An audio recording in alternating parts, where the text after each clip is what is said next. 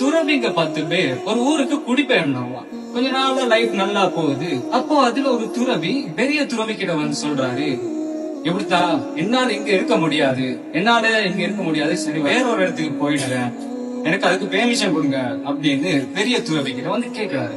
அப்போ அந்த பெரிய துறவி கேட்டாரா, என்னப்பா என்னாச்சு, நல்லா தானே போய்கிட்டு இருந்துச்சு, ஏன் என்ன நடந்துச்சுன்னு சரி.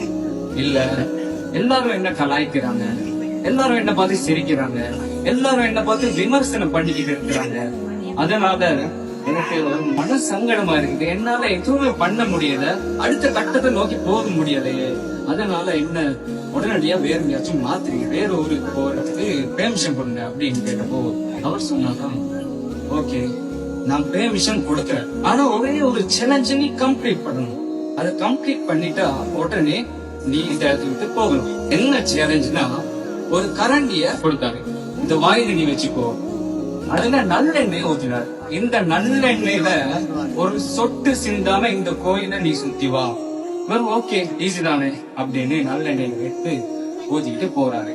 நுணுக்கத்தோட கவனத்தோட அந்த ஒரு சொட்டு நல்லெண்ணெய் சிந்தாம அப்படியே போறாரு. போய் ஒரு மாதிரியே கம்ப்ளீட் பண்ணாரு, ஒரு சொட்டு சிந்தாம கம்ப்ளீட் பண்ணாரு. பெரிய துறவி கிட்ட வந்து கேட்கிறாரு, நான் கம்ப்ளீட் பண்ணிட்டேன், எனக்கு உடனே இப்ப பெர்மிஷன் கொடுங்க, நான் மாறிடுறேன் அப்படியே சந்தோஷமா வந்து கேட்கிறாரு. ஓகே பெர்மிஷன் கொடுக்குற, ஒண்ணு மட்டும் கேள்வி, நீ இப்போ சுத்தி வந்தியே, அந்த நேரத்துல உன்னை பார்த்து நிறைய பேர் சிரிச்சுக்கிட்டு இருந்தாங்க, நிறைய பேர் கலாய்ச்சிக்கிட்டு இருந்தாங்க, நிறைய பேர் கை தட்டிக்கிட்டு இருந்தாங்க, நிறைய பேர் வியப்போட பாத்துக்கிட்டு இருந்தாங்க, நிறைய பேர் உன்னை விமர்சனம் பண்ணிக்கிட்டு இருந்தாங்க, நிறைய பேர் நீ பைத்தியம்னு சொல்லிக்கிட்டு இருந்தாங்க, ஏதாச்சும் உன்னை கவனிச்சியா? இல்ல. ஏன் இல்ல? என்னோட கவனம் பூராவே இந்த நல்லெண்ணெய் கீழே சிந்த கூடாதுங்கிற போக்கஸ்ல தான் இருந்துச்சு, அதனால நான் எதையுமே கவனிக்கல அப்படின்னு சொன்னாங்க.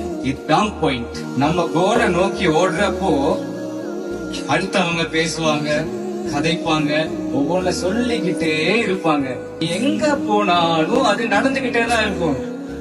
ஆனா நம்ம போக்கஸ நம்ம கோல்ல வச்சுட்டு போய்கிட்டே இருக்கணும், அப்போ வேற எதுவுமே தெரியாது, கம்ப்ளீட் பண்ணிடலாம்.